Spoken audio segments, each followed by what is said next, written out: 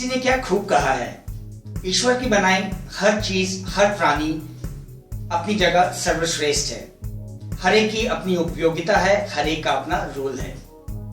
अगर हम अपनी तुलना किसी और दूसरे प्राणी, दूसरे इंसान से करते हैं तो हमें ये काम तुरंत बंद कर देना चाहिए, क्योंकि ऐसा करके हम अपने इंसल्ट करते हैं, फिर चाहे हम 15 के हों, चाहे हम 90 के हों।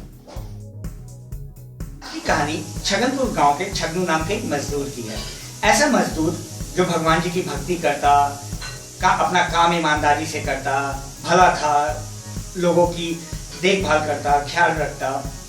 एक दिन भगवान जी ने उसकी भक्ति से खुश होकर उसे एक वरदान दिया और कहा, बेटा तुम जैसा बनना चाहो तुम बन सकते हो। तो छगनू ने भगवान जी को कहा, भगवान जी मैं दिन भर कड़ी मेहनत करता हूँ, काम करता हूँ, तो मुझे एक पेड़ बना दीजिए, पत्तों वाला पेड़, हरा भरा पेड़। तो भगवान जी ने मुस्कुराते हुए कहा, तथास्तु। और अगले ही पल छगनू एक पेड़ बन गया। थोड़ी देर तो वो पेड़ बना रहा, उसे बहुत मजा आ रहा था। तभी सूरज आसमान में चमकने लगे और कुछ ही देर में उसकी सारी पत्तियां जलकर राख हो गई, सारी पत्तियां झड़ गई।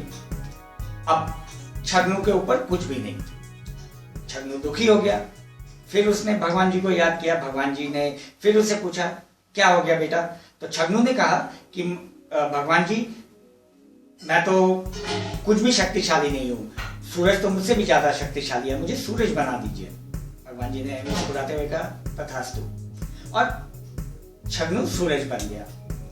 तो कुछ देर तक तो वो चमकता रहा, पूरे जोर शोर से आसमान में चमकता रहा।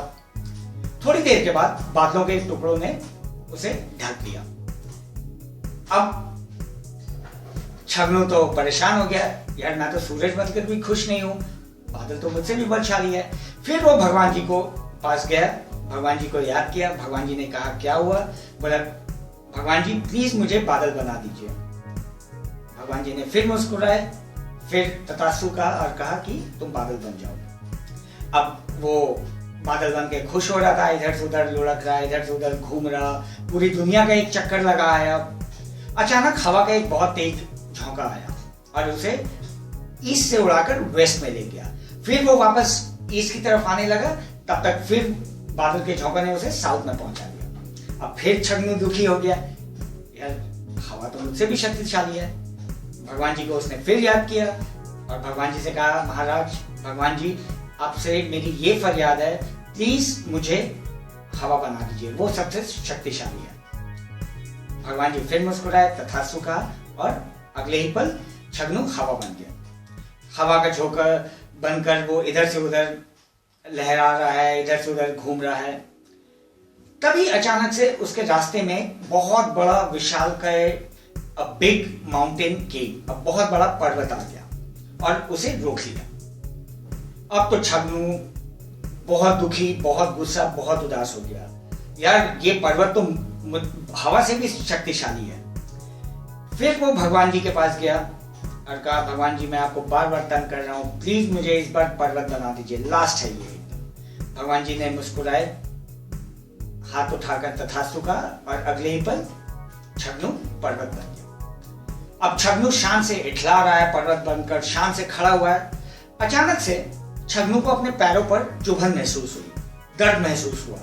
उसे लगा कोई उसके पैरों में मार रहा है, उसके पैरों के नीचे कोई मार रहा है। तो वो क्या देखता है कि कुछ मजदूर छानी हथौड़े से पर्वत को तोड़ रहे हैं, क्योंकि पर्वत वो बन चुका था, तो इसीलिए वो मजदूर जब पर्वत पे वार कर रहे थे तो उसे चोट पहुंच रही थी। अब छगनू की आंखें खुली। अब उसे समझ में आया कि पर्वत से तो बलशाली बेहतर मजदूर है जो पर्वत भी तोड़ सकता है, और मैं एक मजदूर हूं, तो मुझे दूसरे के जैसे बनने की जरूरत क्या है।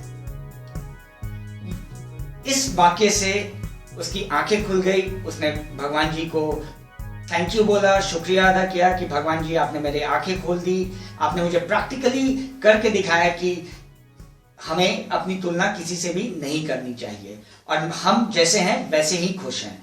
तो भगवान जी आज से मैं हमेशा आपने जो दिया है, आपने हमें जो प्रदान किया है, मैं उसी में खुश रहूंगा और कभी भी अपने आगे से ज्यादा चाहने की कोशिश नहीं करूंगा। हाँ, मेहनत जरूर करूंगा कि मेरे सपने पूरे हो, मैं और बलशाली बनूं, मैं ताकतवर बनूं, मैं ऊंचे ओहदे पर जाऊं, बट उसके लिए मैं मेहनत करूंगा।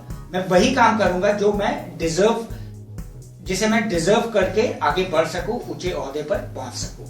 भगवान जी ने हाथ उठाकर उसे आशीर्वाद दिया, फिर भगवान जी वहां से चले गए और छगनू अपने काम पर जुट गया और कुछ ही सालों में वो छगनू एक मजदूर से एक मिल का मालिक बन गया।